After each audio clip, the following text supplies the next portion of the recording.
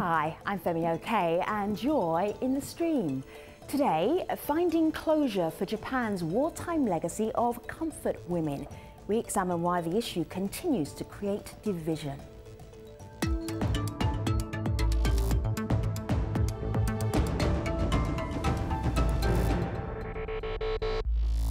So there's always a clue when we have a contentious debate on our hand, and that is if we are being tweeted by bots, not real people, bots. Right. We have bots in our Twitter feed right now. Right. Malika Blau is our digital producer. You're also looking out from other comments as well. What are you saying? Right, and of course we suspect that because of the frequency of the tweets and the type of things that they're tweeting us, sure. All very formulaic. So we are also hearing, though, from people across the globe on this topic. One of them is in Japan. This is John, who suggested this story. He says, I'm currently in Japan, which is coming under renewed pressure to acknowledge issues like the comfort women. So we'll talk about that in today's show. Now, if you have an idea for our show, share it with our team at facebook.com/AJstream, and you too could be in the stream. Hi, my name is Chris Nsabiyumva. I'm a blogger and I'm in the stream. Some historians say up to 200,000 women were a part of Japanese military brothels from 1931 to 1945. They became known as comfort women, and many were raped, abused and coerced into serving men in the Japanese Imperial Army. The women came from Korea, China, the Philippines and other areas then occupied by Japan. Some were abducted girls as young as 12 years old, while others were lured with promises of factory work, only to be forced into sexual slavery. Now, although Japan issued an apology for this in 1993, elderly survivors never accepted that apology and continue to seek a stronger admission of wrongdoing. Critics accuse Conservative politicians and Prime Minister Shinzo Abe of downplaying the issue and other wartime atrocities to build nationalist sentiment. And online, some Japanese go as far to say that sexual slavery never happened. So, what should be done to resolve Japan's issues with comfort women? With us to talk about this, Laura Hine is Professor of Japanese History at Northwestern University in Illinois.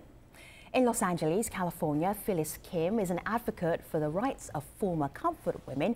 She's also an executive director of the Korean American Forum of California. In Tokyo, Kanako Kimura is an online advocate who supports the Japanese government's stance on comfort women. And in Bangkok, we have Yujiro Taniyama. He's a filmmaker who runs the website japanbroadcasting.net. So it is good to have you here, everybody. Let me start with Phyllis. Phyllis, it's a hard part of history to kind of wrap your head around. Can you tell us about some of the stories that you've heard that gives a sense of what happened during this time with comfort women? At the time, Korea was colonized by Japan from 1910. So by the mid-1930s and the 1940s, Korea was a colony of Japan for several decades already. So it was under total control of Japanese government. And the stories I heard from the former comfort women is that they were actually abducted on the streets or sometimes from home, or they were cheated by false promises that they will be making money by working at factories or becoming nurses for the soldiers, providing such services such as, doing laundry and care. But then they actually were taken to comfort stations where they were forced to give sexual services to the Japanese soldiers, and they were taken against their will, and they did not have any means to contact their family. They did not have any means to escape or run away or come back home even if they wanted. Well, Laura, you hear the stories that Phyllis is telling, and of course you've researched your own. So that brings me to one of the stories that the stream is sharing in our new app. Now, this is the story of a survivor, Lee Ok-soon. She says, it was not a place for human beings. It was a slaughterhouse. When the war was over, others were set free, but not me. And people can get more details on that by going to the app. But Laura, of course, this is something that you've researched and you've studied. out of hearing those stories, what struck you the most? What sticks with you? There's many stories by many survivors, and this is not something that was secret at the time. The existence of brothels that traveled with the military on the front lines was in every theater of the war. So it's now shocking to us, but it wasn't actually considered something that needed to be kept secret at the time by the Japanese government or the Japanese military. And the fact that we find it so shocking now really tells us the distance that we've traveled imaginatively since 1945. I'm just looking at a tweet here, and it says, help Japan fight against Korean propaganda. Then I'm going to scoot down here. And then there's certain allegations about South Koreans and how they were using their bodies, and how maybe the way that comfort women were seen is not what actually happened. Yujiro, is there anything you've heard so far that makes you question what two of our guests have said about what happened in Japanese history? Well, absolutely. First of all, Ms. Kim mentioned that the comfort women could not contact their families back in Korea, which was a colony of Japan back then. But for example, there's a former comfort woman by the name of Miss Moon Ok-ju. She not only sent letters back home to Korea while she was in Burma or present-day Myanmar from 1942 to 1944, but she also sent money. In her book titled When I Was a Comfort Woman in Burma, published in 1996, she clearly mentioned that she sent 5,000 yen to her mom. And back then, before the war, you could buy one house in Tokyo for 5,000 yen. So I would like to start this conversation based on factual evidences, not speculation or some sort of prediction, because otherwise it is misleading and we cannot approach the truth, which I'm very serious about, conveying the truth. Laura? And moreover, yes. Yes, take a breath, Yujiro, just so Laura can come back. She's our professor of history in this conversation. Is it difficult to work out exactly what happened? Can you use one story and then say this is what happened, Laura? You can't use one story for everything. There were some people who were coerced. There were some people that were tricked. There undoubtedly were some people who knew what was in store for them and probably didn't have a whole lot of choice about it. By and large, people did not get paid and did not have the means to send money home. There may well have been a few individuals who did, but as Laura, a system, we know that that's not universal. Laura, you just mentioned that the comfort women are coerced. But the point I would like to make here is, according to South Korea's Seoul University professor, Ahn Byung-jik, he clearly mentioned on the 6th of December 2006 that Koreans made up more than half the people who recruited the comfort woman and ran the sex brothel business. So what about the other 45%? No, I'm saying that more than half means majority were Korean recruiters or the middlemen or the pimp. And, that doesn't make it untrue that the other, say, 45% were Japanese. Well, how does that invalidate? And moreover, Bruce Cummings, a distinguished professor of the Chicago University, he's clearly mentioned in his book, Korea's Place in the Sun, page 179, that many Korean women were recruited by Korean men. Yujiro, just take a breath for a moment, because Phyllis is trying to jump in here. Go ahead, Phyllis. What do you want to add? As I explained earlier, Korea was under colonial rule of Japan from 1910, and by 1930s and 40s, Korea was well established under Japanese rule, and even those middlemen and the people who actually recruited these women were working for Japanese government and military, and there's no doubt that they were not acting on their own or independently or for private sexual slavery private brothel system, but they were actually working for to procure these women for the services of Japanese military, which was expanding its military aggression into Manchuria, China, and Pacific Asian countries. Hold tight. Let me just let Phyllis just finish her sentence. Now, what did you want to say? Go ahead. Yes, licensed prostitution was legal back in Japan, Korea, and Taiwan before World War II. And there was a system called Kisan, which began in 918 AD, Koryo Dynasty. Korea has a long history of a state-run prostitution system called Kisan. And so Yujiro, this is interesting for outsiders learning this as we go along. This system, do you take people and put them in the system? Do they volunteer for it? Are they professional sex workers? What is the system? Well, to my knowledge, the Kisan system, well, it was first like a facility or a place where you learn how to dance, you drink with men, and you become like a hostess or escort of the men. But according to San Francisco State University professor Sarah So, in the latter half of the Chosun period, presumably 1500, 1600, 1700s, 1800s, 1900s, the word kisan became synonymous with concubines or whores. All right, so take a pause for a moment, because we're going to push this on a little bit, and the community want to jump in. Malika? Well, there is a conversation online about why there is a divide on this and why there's such a dispute over these facts, some say. This is one person on Twitter who says Japan's legacy, it's not only Japan's. The U.S. did the same thing or a similar thing. UN soldiers did, this person says. South Korea itself did. So you have some people online saying that, sort of pushing the blame aside. On the other hand, though, you have Leonora here on Facebook, and she says the reason this is dividing people is because there are some who still believe that rape and sexual torture of women are a normal occurrence of wars. Why bother to apologize or seek redress for something that's normal? This is Leonora saying this is what people are asking themselves in Japan. So Kaneko, I want to go to you, pivoting off of that. When you hear this discussion about comfort women, what do you think?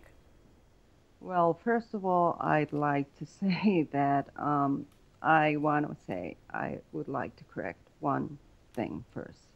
Everybody here has been using the word colonization, that Japan colonized Korea for 35 years, I think it was. But actually, it was not a colonization. It was an annexation, which means that Japan united Japan and Korea to make one new country, so we could become a bigger and more richer country, a stronger country. So the Koreans and the Japanese can become one and together. So Kaneko, so let's not get too off the track here, because we're actually specifically talking about women, so, not how you want to divide geography or how your perspective will be on annexation or colonization. We're actually talking about women who were used in a certain situation. That's what I'm interested in hearing. What happened to them? And what I was trying to say was that the image that many people have around the world, that when you say, because they believe that Japan colonized Korea, gives the impression that the Japanese people were totally ruling and controlling Korean people like they were their belongings. And that led to many people believing that the women who say they were coerced were coerced by the Japanese army because of that. And the whole misunderstanding starts from the basis that they think it was a colonization. And that was not the manner they were being treated. That was not the way any Korean person was being treated. I'm curious about whether there's this dispute about what happened to the women. Were they professional sex workers? Were they abducted? Were they captured? Were they forced? I wonder if it's down to, let me just finish my sentence, Kaneko. I wonder if it's down to this sense of being embarrassed about a past history, that it's that modern Japan is not the same as Japan back in World War II. So connecting those two things, is it embarrassing? Is it shameful to have this as part of your history? Oh yes, of course. We're embarrassed about this whole thing coming up, and although many Japanese do not believe that the Japanese army systematically abducted and enslaved women. Actually, if I may, what's more embarrassing for Japan would be the denial and trying to evade the responsibility for Japanese ancestors did back in 70 years ago. You know, accepting it squarely and accepting responsibility and offering apology and legal reparation by the Japanese government will bring respect and honor to Japanese people, current Japanese people, just like Germany did, and that's how Germans are respected in the European Union, and Germany is respected as a country that can lead the neighbors. What the Germans did is totally different from what the Japanese were doing. All right. Yes, and we all know our history, so we're not going to go over that. Okay, let's just only because we're going to push on quite quickly. Yujiro, make it quick because the community really wants to join in with your conversation. Go ahead. Okay. I just want to assert that this whole comfort woman contentious issue is becoming not an issue of democracy, but a hypocrisy. For example, Anthony Beaver, a prominent British historian, he's written in his book, Berlin, the Downfall 1945, that during World War II, at least 2 million German children and women aged from 8 to 80-year-old were raped by the Soviet Red Army. But nobody knows about this. It's ridiculous. Two wrongs do not make one right. That was wrong, and what Japan did in during World War II was wrong too. And right now, it is ever more important to address this issue because Prime Minister Abe is waging a war against the whole women, the women of the world, because by denying the responsibility and evading the responsibility of the Japanese government do take for a breath. The sexual slavery. Both of you do take a breath. I hear and we can see that you totally disagree with each other. Let's see what other opinions we have. Malika. Well, this is one person's opinion. This is Nan Kim. And really, she picks up on a point that, Phyllis, you made a little bit earlier about bringing respect. Nan on Twitter says, it's key to keep in mind that calls for wartime responsibility are in support of the work of Japanese progressives, and they aren't necessarily anti-Japan. But this person follows up saying that what we are seeing right now is this institutional problem in Japanese society. The government, bureaucrats, and educators are encouraging citizens to ignore their past. And so, Laura, of course, since I know that you study this, do you think that this has to do with the political climate? So what is an apology? Even if it's between groups like government and other people or between individuals, it's a way of saying, I treated you wrong in the past, I acknowledge that, and I am promising to do differently now. And that's what these elderly ladies would like to hear, is acknowledgement that they were treated as if their wishes did not matter, and that today people feel differently about it. Laura, and it's really a way of saying we belong to the same community. Laura, let me ask you something here, because if you look back here on my laptop, I've got a quote here. This goes back to August of 1993, Ministry of Foreign Affairs of Japan. The government of Japan would like to take this opportunity once again to extend its sincere apologies and remorse to all those, irrespective of place of origin, who suffered immeasurable pain and incurable physical and psychological wounds as comfort women. Why is that not enough? It was from the ministry, as you said right there, it's from the Ministry of Foreign Affairs. If it were a consistent message, it would have been enough. And I think it was a real diplomatic mistake of the Japanese government not to make that a consistent message. people such as the current prime minister have made statements as a member of the cabinet that they are unhappy with it and expressed opinions similar to those that Yujiro has just expressed. And that makes it sound less than sincere. Let me just check in with Yujiro. Yujiro, do you want Japan officially to walk back on that apology? Or are you okay with that apology that as it is out there? Well, the Kono statement in 1993, it has not acknowledged coercion of the woman, you know? And what I would like to say is, Laura, you mentioned that Japan needs to apologize. Then let's look into the Huffington Post article last year. It said that... So Yujiro, let's stick with your opinions and not do other people's articles. So what is the point that you want to make? Do you think Japan right now as a nation is uncomfortable with that apology as it sits right now? Just tap us into where popular opinion is. Okay, I'll make it fast and clear. Yeah, go ahead. On the 20th June 2014, 122 Korean comfort women for the U.S. soldiers sued the Korean government for the U.S. use of sex slaves. Now, have the Korean government or the American government apologized to those 122 Korean comfort women that sued the Korean government? That is why I'm saying they have not. This is we're talking about the world's oldest profession here, military. So are you saying, Yujiro, are you saying that no apologies need to be made because during wartime and times of conflict, this has happened in many places around the world, so no apology is needed? Is that what you're saying? Not only war and conflict, but we're talking about prostitution is the world's longest, it is profession. Right. We're not talking about just the prostitution. We're talking about institutionalized sexual slavery led by a state, a government, and we're talking about more than 200,000 women as young as 12 years old. No, those numbers do not stand there. Let's all take a breath. All take a breath, because we're going around we're almost gone full circle. Just hold tight for a moment, because I think this is actually more important just to intervene here. I actually want to play you a little clip from Pilar. She is a Filipino woman who was used as a comfort woman when she was 15 years old. She spoke to Al Jazeera several years ago, and this is how she feels about her situation. They're in denial, right down to Abe.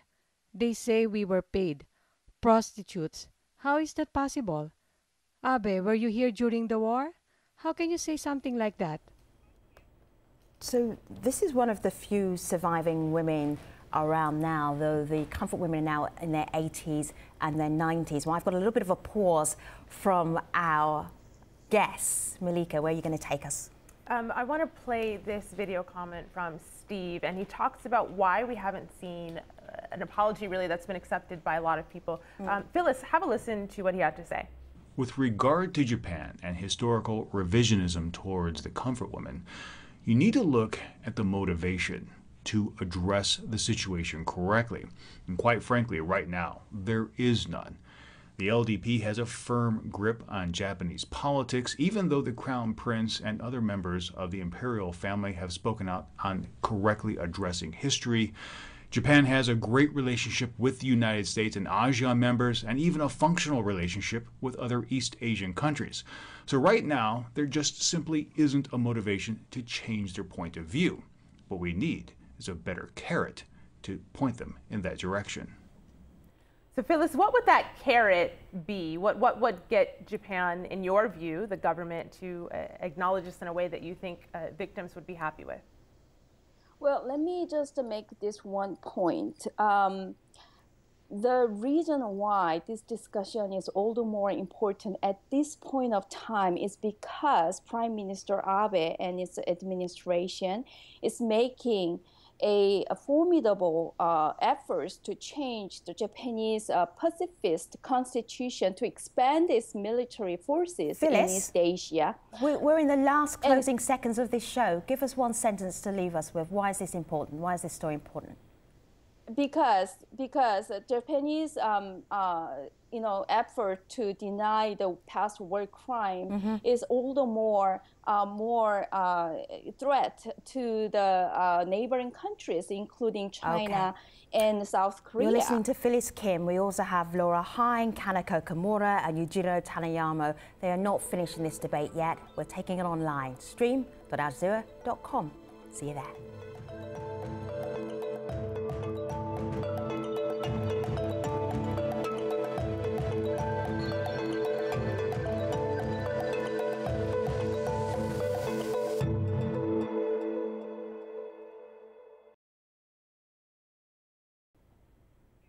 Hello again, this is the Stream's online post show. We're talking about Japan's comfort women controversy, and you kind of heard the controversy during our main show. Let's get right back to that conversation.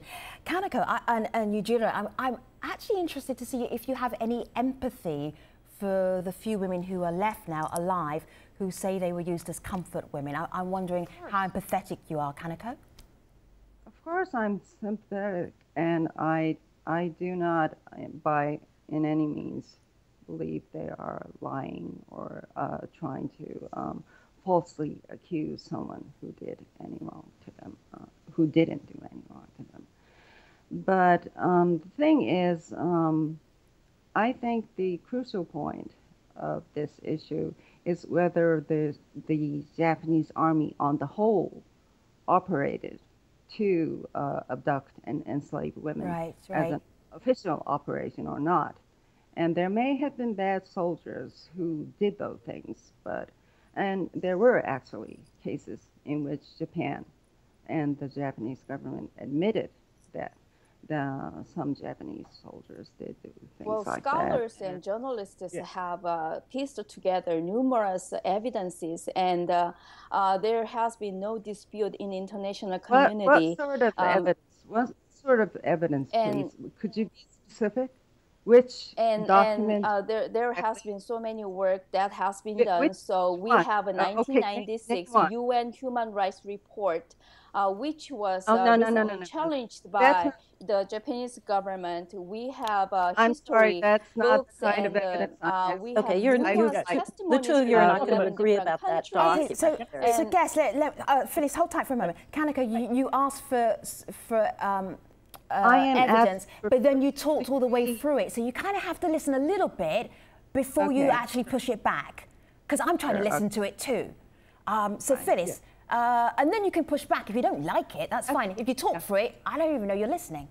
Phyllis, go ahead. So think about it. If there weren't what's the evidence? If there weren't any evidence, why do you think there was Kono statement? Why do you think there was a Murayama statement?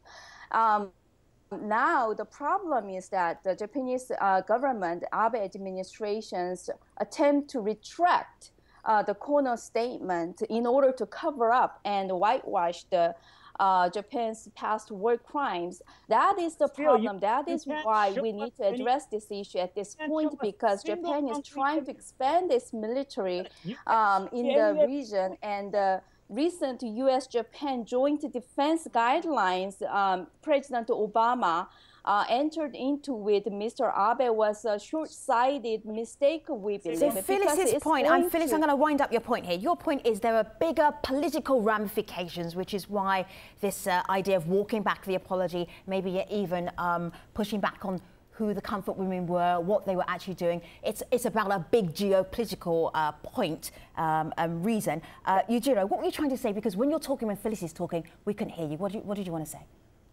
Well, I'd like to assert that this whole issue is becoming a propaganda tactic and a psychological warfare inflicted by the Koreans and the Chinese Communist Party to begin with. And my sympathy, as Kanako had mentioned, my sympathy goes with the Korean comfort women, of course. They lived in the hard times in a state of war. But that does not mean that they can cook up stories. All we need is an acknowledgement of what happened in the past and apology, sincere and unambiguous apology for the war crimes and the crimes against humanity that was committed against the women. That's all we need. No, wait, the world's most famous Kung Fu woman. Her name is Miss Lee Young-soo. If you Google Lee Young-soo, her name will be out there. But do you know what she said in her original story in 1993? This is what she said.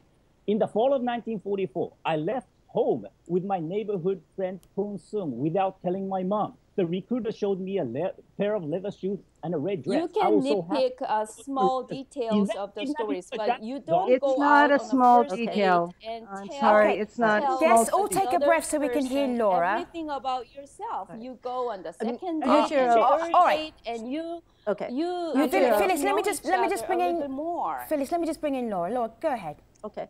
Yujiro, I appreciate your point that this is not something that only happened in Japan, and your frustration at the way in which sometimes it seems as though it's treated as a completely unique event. On the other hand, you lose me completely when you start to say that this is about a political pressure on Japan by Korea, because I hear that, and I know that most of my students hear that as a desire to continue to feel contemptuous towards these women who've had such a difficult life, because it takes the attention off of them. And when you emphasize the little details about individual people instead of acknowledging the coercion with which they were held, not talking about recruitment, but once they arrived, they were not free to leave, and the conditions under which they lived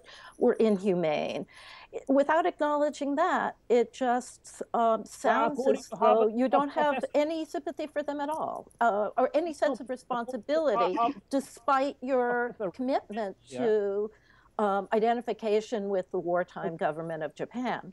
Guess I'm actually going to say, I'm going to thank you so much for shining a light on this really contentious subject. I couldn't work out why, if there was an apology back in 1993, it was still so contentious. You illustrated this beautifully with your debating points and the way that you gave us insight into why this conversation is so important. Laura Hine, Phyllis Kim, Kanako Kimura, Yujiro Tamiyamo, thank you for being on this episode of The Stream. We really, really appreciate it. Thank you very much indeed. All right, now we're going to move on. We're going to look at some other stories that The Stream is following, and Malika Bilal will do that. Take a look at some of the leads.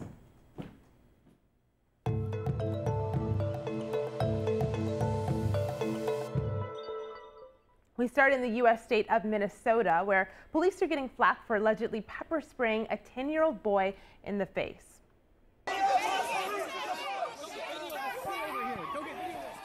The child was attending a solidarity rally on Wednesday for 19-year-old Tony Robinson, who was shot and killed by Wisconsin police in early March. Using hashtag MPLS to Madison, witnesses tweeted the incident where the boy and others were sprayed. King Job tweets, "He keeps saying, 'Why did they do this to me?'" Well, in a statement, Minneapolis police said they're launching a full investigation. Next, if you wanted proof on how often women are excluded from a conversation, check out this Tumblr. Congrats, you have an all-male panel, that's the name, sets out to shame groups who've hosted seminars consisting of only male experts. When jokes aside, this page has reignited the discussion online about more female representation. Clementine tweets, "Unless the topic only affects men, every discussion panel should include a balanced male to female ratio." And finally, Disney's ruffled some feathers after announcing an upcoming film about an American father who claims African land to make his daughter a princess. Sound familiar? The Princess of North Sudan is based on Jeremiah Heaton's true story he shared with us during last year's Micronation show. Check out this throwback. I'm going to go to the headlines here. Virginia man plants flag, claims African country, calling it Kingdom of North Sudan. Let me just scroll down here a little bit. And here we have, is this Princess Emily, King Jeremiah? It is, yes. All right, she's got everything to do with why you're now King of North Sudan. That is correct. As a parent, sometimes children lead you down a path that you never expect to travel. Well, that news has left many people reeling. Some use hashtag Princess of North Sudan to share their disappointment. George S. tweets, "Only Disney could romanticize colonialism under the guise of an adventure." Well, you can tweet hashtag AJStream what stories you think we should cover, and they could end up right here. By me. I remember King Jeremiah. Very well. He was very sincere. And he really believed that little slot of land there in Africa, that it belonged to him. Right, there was a flag and everything. I wonder what Disney will do with that. I'm excited to see Now the conversation online about it. The director of that movie is? Morgan Spurlock. Yes, so Malika has a theory. Your theory is what? I think it might be a different view than we think it might be. All right, we shall see if Malika is right. Thank you so much to our guests once again, Laura Hine, Phyllis Kim, Kanako Kimura and Yujiro Hanayama, for talking about comfort women on this edition of The Stream. We will see you on Monday when we'll have a whole new conversation waiting for you. Until then, we'll be online. Thanks for watching.